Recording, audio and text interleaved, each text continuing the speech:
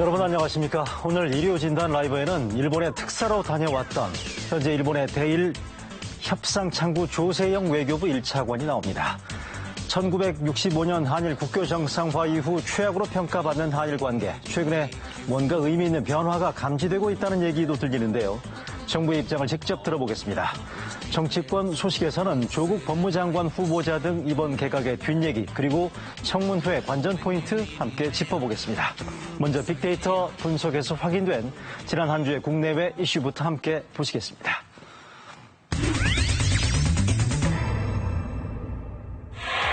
KBS의 빅데이터 분석을 통해 선정한 한 주간 네이버에서 가장 많이 본 뉴스입니다. 정치 분야입니다. 미국이 2011년 이후 한국 경험이 있을 경우 무비자 입국을 제한하고 있다는 뉴스입니다. 미국이 2년 전 북한을 테러 지원국으로 재지정한 데 따른 후속 조치인데 지난해 북한에 다녀온 이재용 삼성전자 부회장 등도 비자 없이는 미국 입국이 불가능해졌습니다. 경제 분야에선 박재근 한국반도체기술학회장이 한 신문과의 인터뷰에서 일본이 수출 규제한 반도체 소재를 다른 국가로부터 수입하면 내년 2월쯤 탈일본이 가능해지고 일본 기업은 경영난에 봉착할 것이라고 전망했다는 기사입니다. 생활 분야입니다. 소비자가 배달 지연을 문의하자 거꾸로 반성문을 요구한 치킨집과 까맣게 탄 피자를 배달하고도 환불 등이 불가능하다고 한 피자집의 부적절한 대처가 SNS상에서 화제가 됐다는 소식입니다. 세계 분야에선 미국 텍사스와 오하이오에서 대형 총격 사건이 잇따라 일어나 최소 30명이 숨지고 40여 명이 다치면서 미국이 충격에 휩싸였다는 뉴스입니다. 빅데이터 이슈였습니다. 네, 조세영 외교부 1차관 이 자리에 함께 나와 계십니다. 안녕하십니까? 네, 안녕하십니까? 네, 조 차관은 외교부 안에서 손꼽히는 그 일본 통으로 잘 알려져 있고요. 일본 전문가로서 제가 한번 먼저 여쭤보겠습니다. 현재 한일 관계 상황을 간단하게 평가한다면요. 어떻습니까? 최악은 지났습니까? 아니면 앞으로 조금 더 힘들 것 같습니까? 네, 뭐 지금 그렇게 전망을 확실하게 하기는 좀 어려운 것 같고요. 네. 굉장히 엄중하고 심각한 국면이다라고는 분명히 말씀드릴 수 있겠습니다. 엄중하고 심각한 국면이다. 그러면 앞으로도 여러 가지 지켜봐야 될 변수들이 많다는 말씀으로 이해해도 될까요? 네, 상당히 지켜봐야 될 변수들이 많습니다. 네. 그제 말이죠. 그 마이니치 보도인데 마이니치가 아베 정부의 약간 비판적인 언론사로 알려져 있긴 합니다만 예상했던 것보다 일이 커졌고 일본 정부가 계산을 잘못했다는 걸 인정했다. 뭐 이렇게 얘기를 했단 말이죠. 이 보도를 액면 그대로 받아들여야 될지 모르겠습니다만 차관이 어떻습니까? 일본 정부에 이런 기류가 실제 있습니까? 어떻습니까?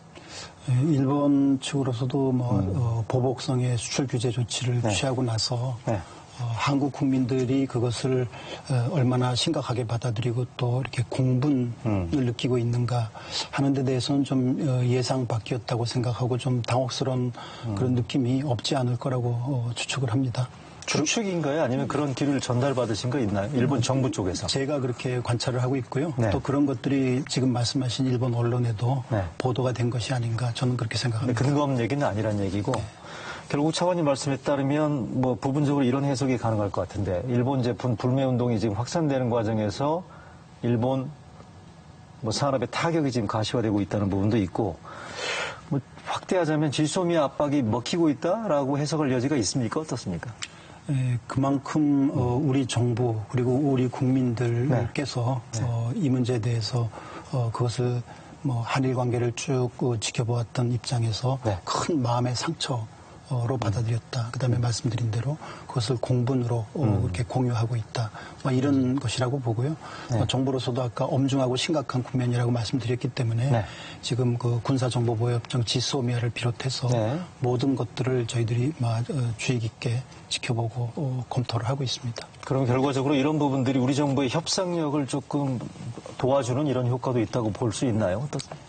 네, 뭐 저희들이 협상력을 생각하기 이전에 이것은 뭐 아까 지소미아 부분만 들더라도 한국을 안보적으로 신뢰할 수 없다. 그런 입장을 취한다면 우리 입장에서도 그렇게 정말 민감하고 한 그 군사 정보를 교류할 상대로 생각하기는 어렵지 않겠는가. 그것이 우리 국민들의 마음이다. 그렇게 생각하고 있습니다. 네, 알겠습니다. 자, 그런가 하면요. 일본 마이니치 언론 보도도 있었습니다만 그제였습니다. 일본의 그 외무성의 고위 당국자가 우리 일본에 주재하고 있는 특파원들을 따로 불러가지고 회견을 네. 했단 말이죠. 네. 먼저 이 외무성 관리가 우리 특파원들한테 했던 얘기의 주요 발언 등을 한번 정리를 해봤습니다. 함께 보시죠. 자, 외무성 관계자죠. 익명을 전제로 해서 브리핑을 했었는데 이런 얘기가 나왔어요. 한일 관계가 회복됐으면 좋겠다라고 얘기를 했고, 강제징용 문제에 대한 창조적인 해법, 크리에이티브한 뭐 이런 표현을 썼습니다만, 창조적 해법을 한국 정부가 제공해 주길 바란다. 그리고 한국이 먼저 해결책을 제시하면 일본도 지혜를 모으겠다. 마지막이죠. 한일 정상회담은 빠르면 빠를수록 좋다라고 되어 있습니다. 자, 조처관님. 저도 뭐 특파원 해봤습니다만 저렇게 그 정부 당국자가 특파원들, 주재국의 특파원들을 불러서 얘기한다는 거는 우리 정부한테 이 얘기 전해달라. 네. 한국 정부에 전해달라. 이렇게 해석할 수밖에 없는 건데 어떻습니까? 이게 지금 저기 나와 있는 발언을 액면 그대로 놓고 보면 이게 사태 악화를 원치 않는다라고 봐야 되는 건지 아니면 기존의 입장이 일종의 레토릭으로 포장된 거라고 볼 수 있는 건지 어떻습니까? 저는 뭐 전자라고 해석을 하고 싶습니다. 네. 지금 일본 정부도 적어도 외교 당국, 외교 채널에서는 네. 저희들이 소통과 대화를 긴밀하게 유지를 하고 있습니다. 네네. 그리고 지금 소개해 주신 일본 측 당국자의 발언도 네.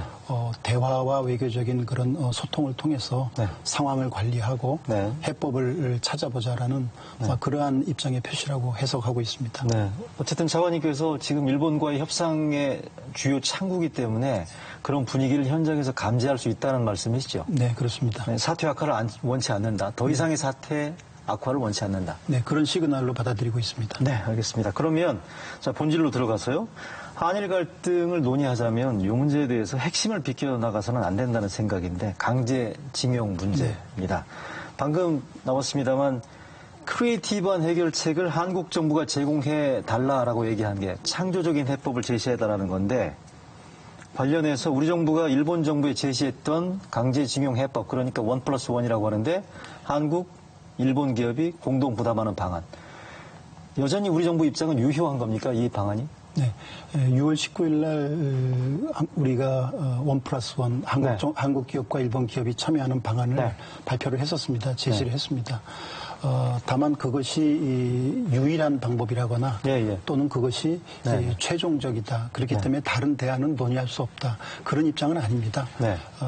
우리 정부로서는 여러 가지를 고려해서 사법 절차에 직접 관여하지 않으면서도 또 피해자들을 조속히 구제해야 되는 권리가 실현돼야 하는 그런 측면도 종합적으로 고려하면서 합리적이고 현실적인 해법이다라고 생각을 해서 제시했습니다만 일본 측의 입장도 있기 때문에 그것을 토대로 해서 어떤 부분을 보완하고 보충해 나가야 될지 그런 데 대해서는 얼마든지 외교적인 대화를 통해서 서로 상의를 해보자.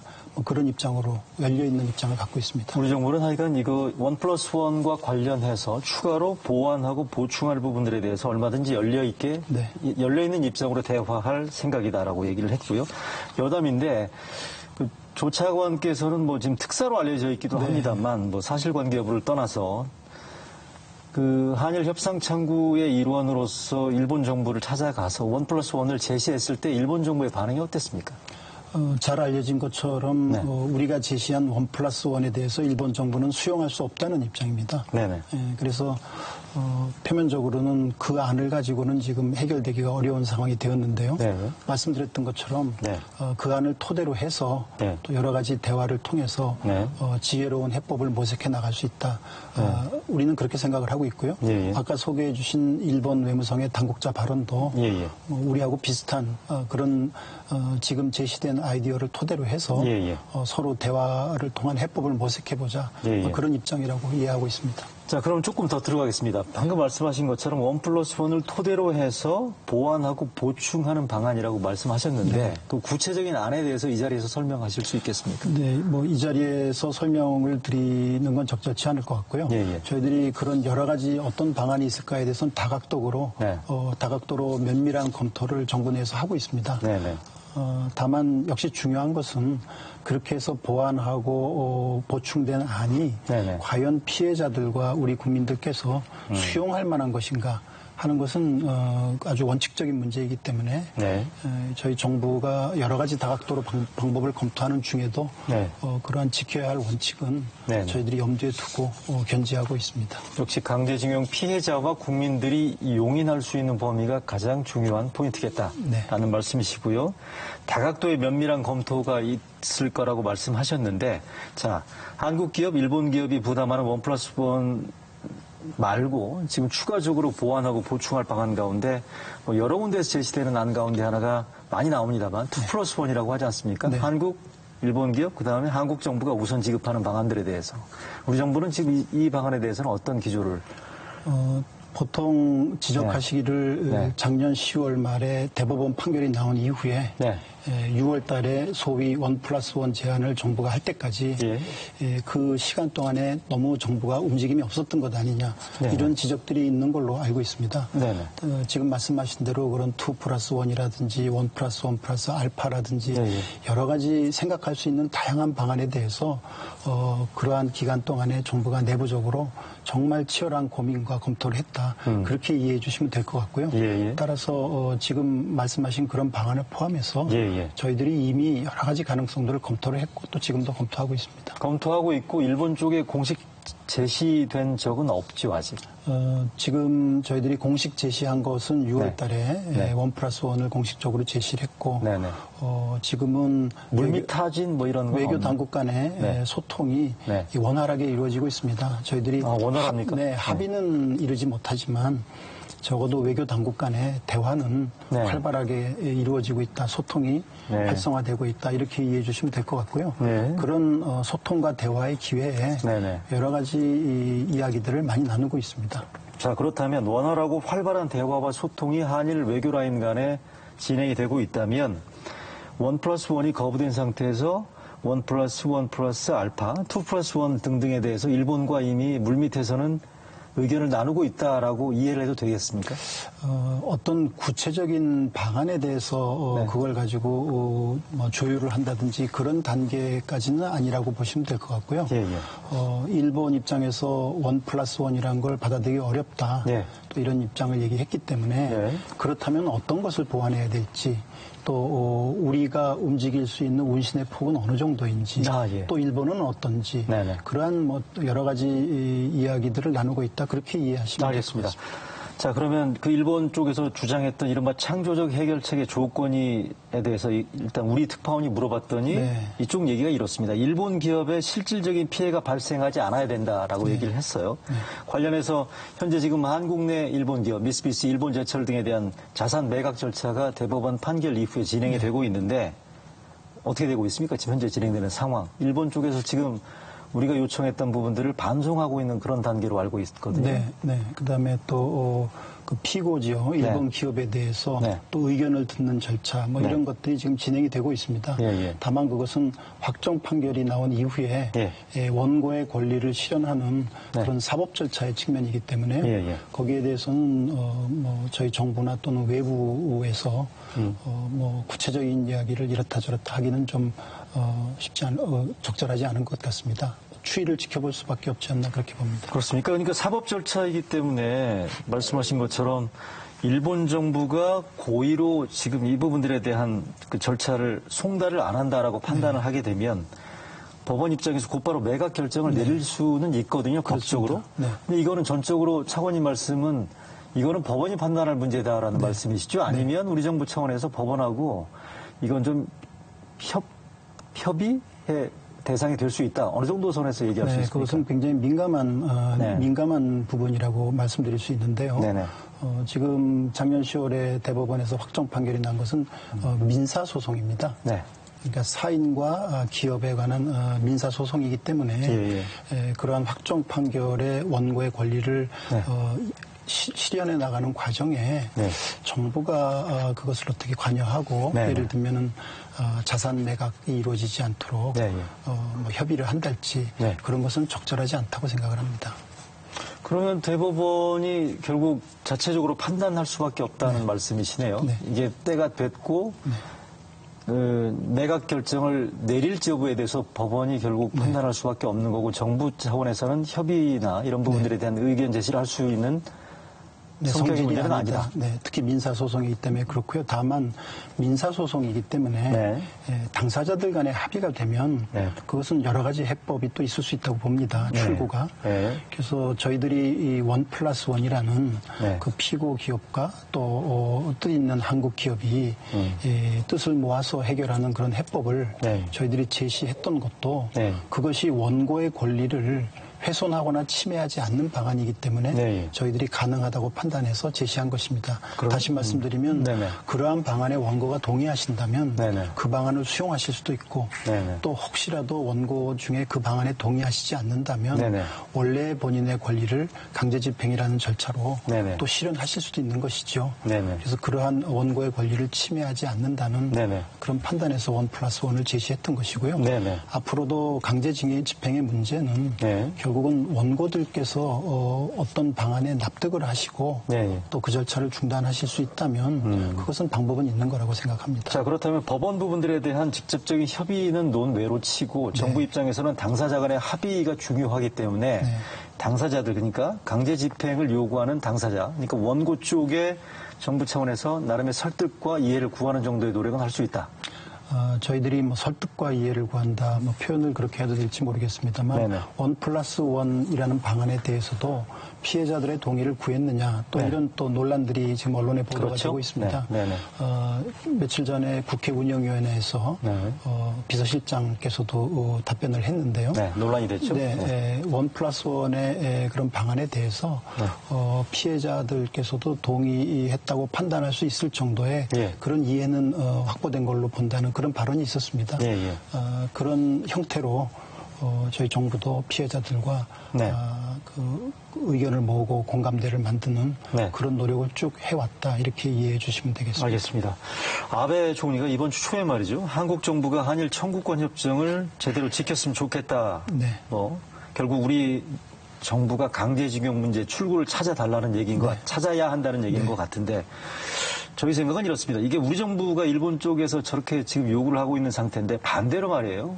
우리 정부가 일본 정부를 상대로 해서 해법을 먼저 제시하라라고 요구해야 하는 상황 아닌가요?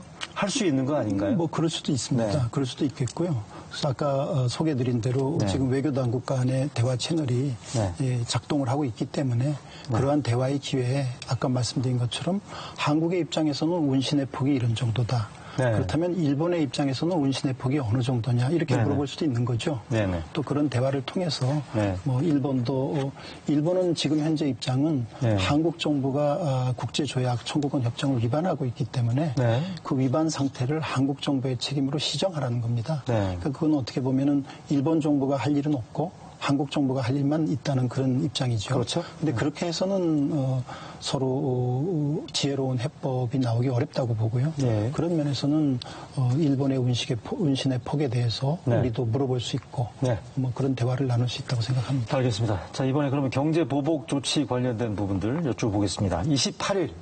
28일이죠? 화이트리스트 시행인데 그 전에 철회 가능성이 있다고 보십니까? 어떻습니까? 그것은 일본의 법령이 네. 이 개정이 돼서 그것이 공포가 된 상태고 네. 개정된 법령이 공포된 후에 시행되는 것이 이제 28일로 남아있는 단계인데요. 네. 뭐 우리도 그렇습니다만 한번 개정된 법령을 네. 시행을 앞두고 그것을 다시 철회한다는 것은 기술적으로는 다시 법령을 다시 한번 개정하는 작업을 해야 됩니다. 네네. 말씀드리고 싶은 거는 그렇게 쉬운 절차는 아니라는 말씀이죠. 예. 따라서 28일 날 일본이 시행을 철회한달지 하는 것이 네. 그렇게 간단한 것 같지는 않습니다. 예. 그렇지만 우리 정부 입장에서는 일본에 대해서 그 부당한 보복성의 수출 규제 조치이기 때문에 네. 그것을 철회하라, 그리고 네. 원상 회복하라는 요구를 계속하고 있고요. 네네. 뭐 28일이라는 시점이 있습니다만 꾸준히 그런 철회를 목표로 노력해 나갈 생각입니다. 추가 보복, 롱리스트 얘기까지 나왔지 않습니까? 네. 어떻게 보고 있습니까? 우리 외교당국에서는.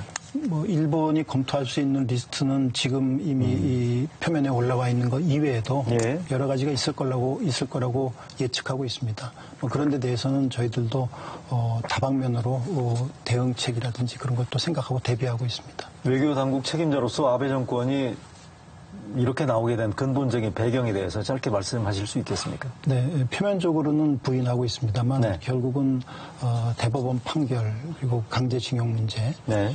이것에 대한 입장 차이라 그럴까요? 일본 정부의 그런 아까 말씀드렸지만 한국 정부가 시정해라 하는 네, 네. 그것이 결국은 근본 원인이라고 생각을 하고 있습니다. 네, 알겠습니다. 최근에 우리 그 일본을 여행하는 국민들에게 외교부가 안내 문자를 발송을 했어요. 혐한 집회, 시위, 장소 방문을 자제해달라라는 얘기인데 관련해서 지금 뭐 여권에서도 일부 나오고 있습니다만 일본 지역 여행 경보 확대 방안 얘기가 나오고 있습니다. 네. 어떤 계획을 가지고 계신지? 뭐 여행 공보 확대는 여러 가지를 저희들이 감안합니다. 네. 예를 들면 일본 경우에는 이제 방사능 오염 같은 것도 하나의 기준이 되고요. 네. 그다음에 지금 뭐 한일 관계가 또 이런 국면이다 보니까 네. 일본에도 극우 세력을 중심으로 해서 혐한 집회라든지 네, 네. 뭐 그런 것들이 또 나타나고 있습니다. 네. 그래서 그런 여러 가지 이 상황들이 네. 우리 국민들께서 일본을 여행하는데 주의해야 될 필요가 있다라고 판단하면 네. 여행 경보를 저희들이 발동할 수 있고요. 네. 저희들이 면밀히 생각을 하고 있습니다. 면밀히 검토하고 검토하고 있습니다. 있다? 네. 가능성을 열어두고 있다라고 봐도 될까요? 네, 열어두고 있다고 보셔도 될 것 같습니다. 알겠습니다. 다음 주 한중일 외교장관 회담이 중국에서 열리지 않습니까? 네. 한일 외교장관 회담 성사 가능성도 있다고 네, 봐야 되겠죠? 네. 지금 논의하고 있습니까? 네, 저희들이 여러 가지로 회담 개최 여부를 지금 조율을 하고 있고요. 네. 삼국 간의 조율을 하고 있습니다. 말씀드린 대로 소통이라는 것은 외교 관계에서 굉장히 중요하다고 어떻게 보면 본질적인 문제라고 생각을 합니다. 네. 흔히 하는 말로 전쟁 중에도 대화의 채널을 열어놔야 된다. 그렇죠? 그런 상황이기 때문에 네. 저희들이 적어도 외교 당국 간의 그런 대화와 소통의 끈은 놓지 않고 네. 그것을 통해서 지혜로운 해법을 도출하려고 최선의 노력을 다하고 있고 그런데 한중일 외교장관 회담이 도움이 된다면 네. 저희들이 뭐 그 기회를 마다할 이유는 없습니다. 한일 양자도 준비를 하고 있고요. 뭐 그러한 삼국 회담이 열리면 대개는 양자도 현장에서 따로 하는 것이 지금까지의 관례였습니다. 네네. 이번 한중일 외교장관이라는 게 결국 올해 한중일 정상회담에 대한 준비 성격이라고 들었습니다. 정상회담 가능성에 대해서는 우리 외교당국에서는 어떻게 지금 전망 내지는 관측하고 계시는지? 네, 연말에 한중일 정상회담이 이번에 중국이 의장국입니다. 네. 중국 입장에서는 가급적 연말에 예정대로 개최했으면 좋겠다는 네. 입장이죠. 네. 다만 지금 우선 목전의 과제는 한중일 외교장관 회담을 예정대로 하느냐 하는 것이 목전의 과제고요. 그렇죠. 그러한 기회를 통해서 연말의 정상회담이 네. 가능할지 그것은 그 후에 추이를 보면서 판단하게 될 것 같습니다. 일단 뭐 외무성 당국자는 빠르면 빠를수록 좋겠다라고 그제 얘기를 네, 했단 말이에요. 네, 네. 그 부분도 하여간 뭐 고려할 변수로 봐야 될 것 같다는 생각이 네, 들어요. 뭐 정상회담도 열리는 것이 양국 관계에 기본적으로 좋지요. 다만 네네. 정상회담이 열려서 네. 또 원만하게 그 회담이 진행되고 마무리돼야 되기 때문에 네네. 그러한 사전 준비 조정이라는 것이 네. 충분히 이루어질 필요가 있습니다. 그런 네네. 면에서도 외교당국 간의 대화와 소통을 통해서 네네. 그런 가능성도 탐색을 해볼 수 있겠습니다. 그렇다면 현 단계에서의 고위급 특사의 효용 가치 어떻게 보십니까? 일부 알려지기로는 우리 차관께서 특사로 다녀왔네. 네. 뭐 이런 여러 가지 논란이 있었습니다. 네, 네. 특사의 급을 격상시켜야 된다. 일본 쪽에서 거부하기 힘든 그런 인물을 내세워야 된다. 이런 얘기들이 나오는 거에 대해서 어떻게 보시는지. 외교 협상에서 때로는 특사 외교가 굉장히 효과적인 수단입니다. 예. 우리도 한일 관계에서도 그런 사례들이 있었고요. 네. 다만 지금 강제징용 문제나 수출 네. 규제 문제를 둘러싸고는 한일 간의 입장 차이가 아직 상당히 큽니다. 네. 그래서 그거를 좀 좁혀나가야 되는 과정에 있고요. 네. 지금 국면에서는 고위급 특사를 가급적 빨리 보낸다 또는 접수한다 하는 것. 네. 그거를 위해서라도 네. 실무적으로 외교 당국 간의 네. 대화와 소통을 통해서 의견을 좁혀나가는 네네. 그 작업이 먼저 선행되어야 하지 않나. 그 작업을 선행한 다음에 네네. 특사라는 카드를 활용해야 그것이 성공적인 결과로 연결될 수 있지 않을까 그렇게 생각합니다. 특사가 직접 풀 수 있는 문제는 한계가 있을 수가 있고 결국 물밑에서 정치 작업이 마무리돼야 된다라는 전제돼야 된다. 그것이 충분히 뒷받침되어야만 좋은 네. 결과가 담보될 수 있을 것 같습니다. 알겠습니다. 이 문제에 대해서 일단 관련해서 또 관심 있는 게 미국의 입장도 지금 저희들이 챙겨봐야 될 것 같은데요. 먼저 어제 도널드 트럼프 미 대통령이 한 우리나라 한일 관계에 대한 발언부터 먼저 보시겠습니다. Well, I hope that South Korea And I hope that Japan start getting along with each other. You know, they're supposed to be allies. South Korea and Japan are fighting all the time. They've got to get along because it puts us in a very bad position. 자, 방금 보신 것처럼 트럼프 대통령이 한일이 잘 지내야 한다라는 얘기를 했단 말이죠. 그동안에 뭐 트럼프 대통령이 한일 관계에 대한 발언을 보면 약간 한 발 좀 뗀 듯한 그런 입장이었던 것 같은데 어제 이 발언을 보면 유보적인 입장에서 조금 더 한일 간의 적극적인 화해를 주문하는 어떻게 보십니까? 네. 흔히들 이제 중재라는 말씀들을 많이 하십니다. 미국이 중재 노력을 해야 된다. 근데 미국 자신은 중재라는 표현을 쓰지 않습니다. 중재라는 표현을 쓰지 않고 다만 미국의 입장에서 볼 때 한국과 일본이 굉장히 중요한 두 동맹국이기 때문에 그 두 동맹국 간의 관계가 원만하게 유지되길 바란다 하는 입장이고요. 그런 입장에서 한일 간의 그런 마찰과 대립이 있다면 미국이 그런 것을 원만히 해소하고 양국 관계가 양호하게 유지될 수 있도록 여러 가지 기회를 제공한달지 또는 그것을 촉진하는 그런 노력은 하겠다, 그런 역할은 하겠다 이런 입장이라고 보시면 되겠습니다. 그렇다면 일본 쪽에서 나온 일본 정부 쪽에서 얘기했던 미국 정부는 중재할 의사가 없다라고 확인했다. 이 부분들에 대해서도 그 비슷한 맥락으로 그렇습니다. 이해를 할까요? 중재할 의사가 없다는 것이 단순히 중재라는 그런 용어를 사용하지 않는다는 것뿐이지 지금 말씀드린 대로 미국 입장에서의 중요한 두 동맹국 관계가 원만하게 유지될 수 있도록 적절한 역할을 하겠다 하는 것은 그건 미국 정부의 입장이라고 볼 수 있습니다. 알겠습니다. 관련해서 이런 얘기들이 나옵니다. 여기 좀 코멘트가 가능할지 모르겠는데 일본이 최근에 우리나라에 대한 경제, 무역 보복에 나서는 배경에는 미국이 묵인했을 거다. 심지어는 양해했을 거다. 이런 얘기도 나온단 말이죠. 여기에 대해서 뭐 사실관계 확인이 가능할지도 모르겠으나 어떻게 보십니까? 차관님 입장에서는 이런 식의 이를테면 얘기들이 나오는 거에 대해서. 저는 그건 맞지 않는 얘기라고 생각을 하고요. 왜냐하면 조금 전에 화면에도 나왔습니다만 트럼프 대통령이 이 한일 간에 좀 잘 지냈으면 좋겠다. 다시 말씀드리면 두 동맹국의 관계가 원만했으면 좋겠다는 이야기죠. 그런데 그렇다면 예를 들면 일본의 보복 조치를 미국이 용인해서 그걸로 인해서 한국의 입장이 굉장히 곤란해지고 한일 관계가 마찰과 대립으로 치닫는 것을 미국이 그걸 원할 리가 없지 않습니까? 따라서 그런 보복 조치를 미국이 용인했다는 것은 저는 맞지 않는다고 생각합니다. 그런 관측은 억측이다. 네, 저는 맞지 않는다고 맞지 생각합니다. 않다고 보시고요. 하나 더 외교 책임자에게 여쭤보고 싶은 게 우리 외교 안보 공이 지금 상당히 좀 머리 아픈 숙제가 지금 던져진 게 방위비 분담금 협상이란 말이죠. 트럼프 대통령이 그제도 그랬고요. 최근에 기회 있을 때마다 일종의 압박 형태의 뭐 트위터도 많이 올리고 이런 상태인데 말이죠. 일단 볼턴 보좌관이 지난달에 우리나라에 방한했을 때 5조를 요구했다, 6조를 요구했다 여러 가지 보도들이 나오고 있는데 요거부터 일단 먼저 사실관계 확인을 부탁드리겠습니다. 맞습니까? 방위비 분담에 대한 뭐 트럼프 행정부의 입장은 우리들이 잘 알고 있고요. 이미 한번 협상을 했습니다. 그래서 입장을 잘 알고 있고요. 우리 정부의 기본 입장은 공정하고도 합리적인 그런 분담이 이루어져야 된다는 입장에서 앞으로도 계속 협상을 해나가려고 합니다.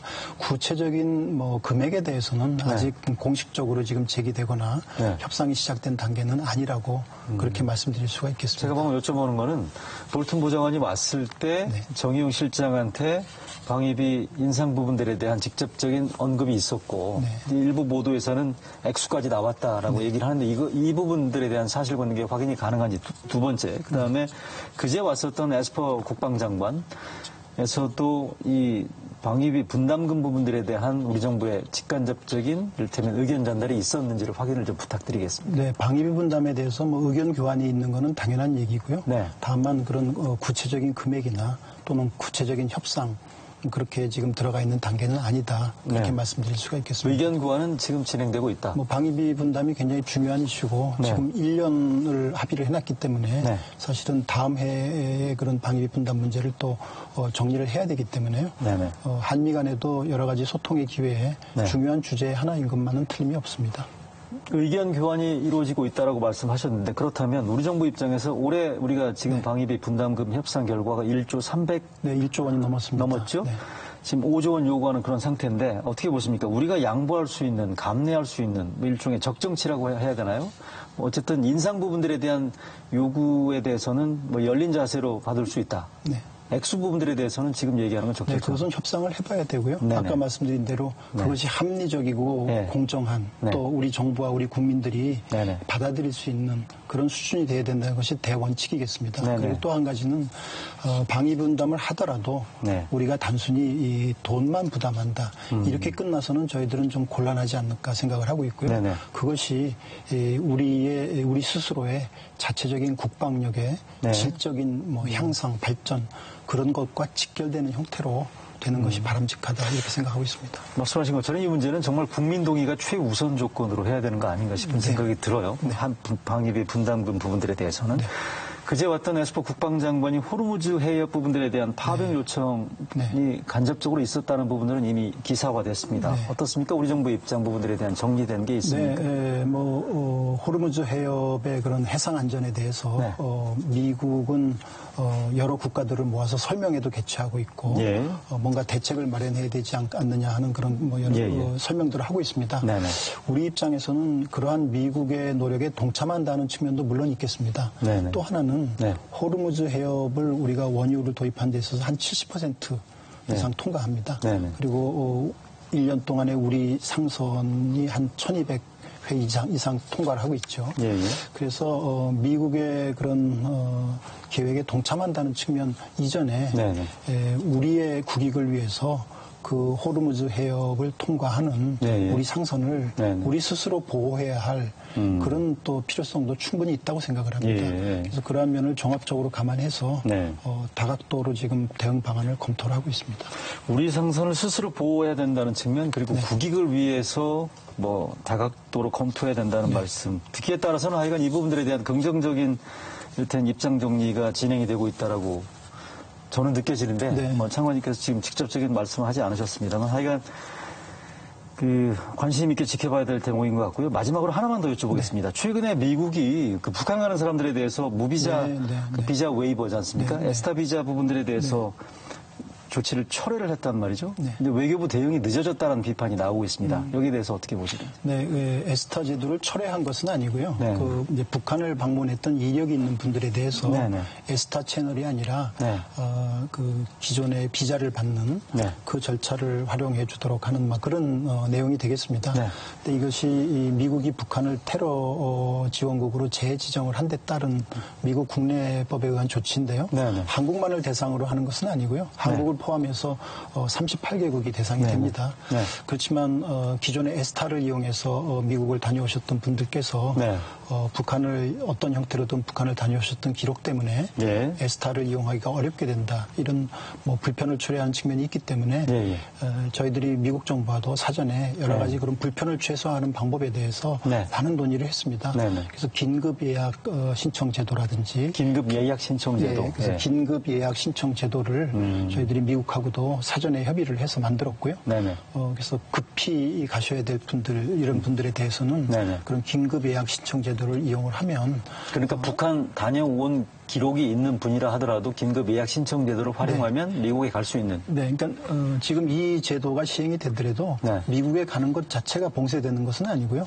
에스타라는 조금 더 간편했던 절차가 이용이 제한되는 것뿐이죠. 그래서 미국의 비자를 받게 되면 종전과 다름없이 다녀오실 수 있는데 다만 에스타보다는 비자를 받는 게 조금 시간이 더 걸립니다. 알겠습니다. 그래서 그런 이제 시간의 소요 문제라든지 급히 다녀오셔야 되면 그 시간이 부족할 수 있기 때문에 거기에 대응할 수 있는 그런 협조 체제 같은 것을 저희들이 마련을 해놨고요. 지난 일주일 지켜봤습니다만 잘 작동하고 있는 걸로 그렇게 봤습니다. 알겠습니다. 앞으로도 국민들께서 미국 다녀오시는데 불편이 최소화될 수 있도록 미국 정부와 계속 협조하겠습니다. 알겠습니다. 시간 관계상 차관님 말씀 여기서 줄여야 될 것 같습니다. 지금까지 조세영 외교부 1차관으로부터 한일 관계 얘기 들어봤습니다. 감사합니다. 네, 감사합니다. 이어서 일요진단 라이브의 여론조사입니다. 그제 KBS 보도였는데요. 문체부가 도쿄올림픽 보이콧을 검토하고 있지 않다라고 보도를 했습니다만 저희가 단독 보도했는데 일요진단 조사 결과 도쿄올림픽에 참가해야 한다는 의견이 우세했습니다. 함께 보시죠.